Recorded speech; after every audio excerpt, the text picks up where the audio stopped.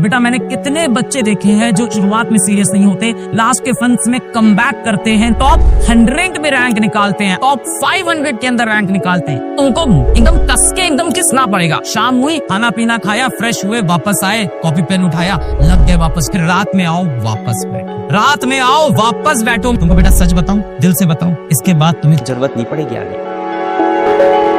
अगर सच में तुम्हारा सपना है, रियल में बेटा, मजाक में नहीं। एक तो होता है मजाक में बोल देना कि मुझे तैयारी करनी है, एक होता है मजाक में बोल देना मैं डॉक्टर बनूंगा। रियल में बेटा सच्चे दिल से ईमानदारी से बताओ, तुम्हारा अगर सपना है, क्या तुम 8 घंटे पढ़ सकते हो? कम से कम 8 घंटे मिनिमम। अब ये सवाल उठता है, हो जाएगा बेटा। मैंने कितने बच्चे PW के देखे हैं जो शुरुआत में सीरियस नहीं होते, लास्ट के फंड्स में कमबैक करते हैं, नीट के अंदर टॉप 100 में रैंक निकालते हैं, IIT के अंदर टॉप 500 के अंदर रैंक निकालते हैं। Yes it is possible, yes it is possible. कैसे पॉसिबल है, आओ मैं तुमको ब्रेक डाउन समझाता हूँ थोड़ा। अब इसको बहुत ही सिस्टमैटिकली, बहुत ही स्ट्रैटेजी के साथ डिवाइड किया है। वो ये है कि बच्चा लेक्चर तो मूवी की तरह एंजॉय करता है, देख लिया, बड़ा मजा आया, सब समझ में आया, क्वेश्चन फिर भी नहीं हो रहे हैं, एग्जाम फिर भी नहीं निकल रहा है, क्योंकि बच्चा खुद से प्रैक्टिस नहीं करता है। बच्चा लेक्चर्स तो बड़े मजे से देखता है, बड़ा आनंद आता है, बड़ा रस आता है, प्रैक्टिस ही नहीं किया। शाम हुई, खाना ना खाओ, फ्रेश हो लो, खाना पीना खाया, फ्रेश हुए, वापस आए, कॉपी पेन उठाया, लग गए वापस, फिर रात में आओ वापस बैठो, रात में आओ वापस बैठो। अब फिर से मेहनत करते हैं, पर बेटा जितना सुनने में मजा आ रहा है ना, करने में उतना ही डिफिकल्ट होगा। कि आप जितनी भी चीजें पढ़ते हो बेटा, उसका 90% ना आप 7 दिन के अंदर भूल जाते हो। Revision is the biggest problem of candidates. आप अपने दोस्तों से पकड़ना, आप उन बच्चों को पकड़ना जो IIT या नीट का एग्जाम इस साल दिए हैं, और आप उनसे एक चीज पूछना कि भैया दीदी क्या आपका पूरा सिलेबस कंप्लीट था? वो कहेंगे हाँ मेरा पूरा सिलेबस कंप्लीट था। तो आपका क्या IIT निकल गया? नहीं। क्यों? क्योंकि मैं रिवाइज नहीं कर पाया, याद नहीं आ रहा था। एग्जामिनेशन हॉल में पढ़ा तो सब था, क्लास के अंदर जब सर ने पढ़ाया था समझ में भी आया था, एक एक चैप्टर के 200 क्वेश्चन सॉल्व किए थे, एग्जाम में याद ही नहीं आया। क्या problem? Revision. Revision is the biggest problem. आपने एक हफ्ते में जितना भी पढ़ा ना बेटा, 90% चीजें तो आप भूल जाते हो, सिर्फ 10% बचता है। रिविजन करेंगे दबा के, फिर रिविजन करेंगे। मान लेते हैं इस हफ्ते आपका फिजिक्स का एक चैप्टर खत्म हो गया, लेट अस से हम पढ़ रहे हैं laws of motion. First law में ऐसा होता था, ये फर्स्ट लॉ में इस तरह क्वेश्चन आते हैं, इस तरह क्वेश्चन आते हैं, इनर्शिया कैसे सवाल आते हैं, एक्सेलरेशन कैसे सवाल आते हैं, ये सेकंड लॉ तेने पढ़ लिया, ये सेकंड लॉ के ये क्वेश्चन, ये थर्ड लॉ के क्वेश्चन, ये देख पुली वाले क्वेश्चन, ये देख आपके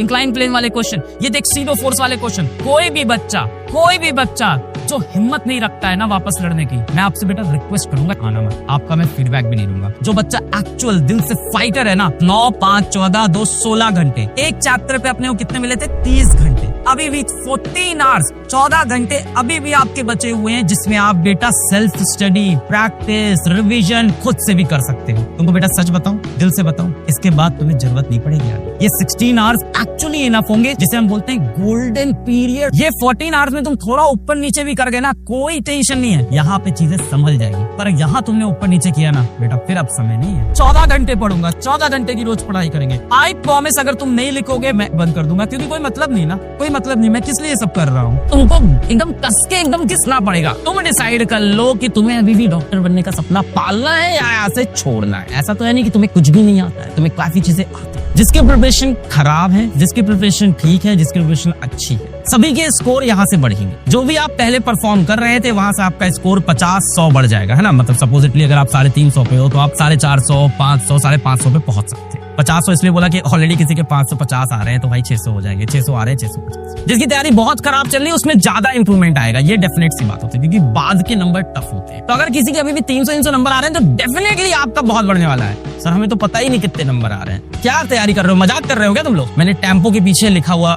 ये देखा था एक बार, देर आप है हमने, लेट आपने की है हमने नहीं। खुद पे भरोसा रखना है, सिलेक्शन को पाना। तो ये होना चाहिए आपके अंदर स्पिरिट। बस ये है कि डिसिप्लिन नहीं आता, शेड्यूल नहीं बनता, डीपीपी नहीं मिलती। इसके बाद भी किसी के पास आर्थिक तंगी है, कोई परेशानी है। अभी आज सुबह ही मैंने एक उज़मा जहरा का वीडियो देखा, कश्मीर के एक बच्चे का, वो वीडियो कहीं से मुझे देखा, तो मैं देख रहा था कि वो बता रही थी नीट में सेलेक्ट हो गई। काफी इंस्पायरिंग स्टोरी मुझे लगी। तो आज सुबह ही मैंने देखा, मेरी 1-1.5 मिनट उससे बात भी हुई है, और उससे बात करके मेरे अंदर काफी एनर्जी आ गई है, काफी पॉजिटिविटी आ गई, और मुझे समझ में आ गया कि बच्चों के लिए बहुत जल्दी मैं लेके आने वाला हूँ बहुत सारा कंटेंट, और सारा कंटेंट फ्री में। तो कॉम्पिटिटर्स तैयार हो जाओ। PW नाम सुनकर पाव वाला समझा था क्या? ये फिजिक्स वाला।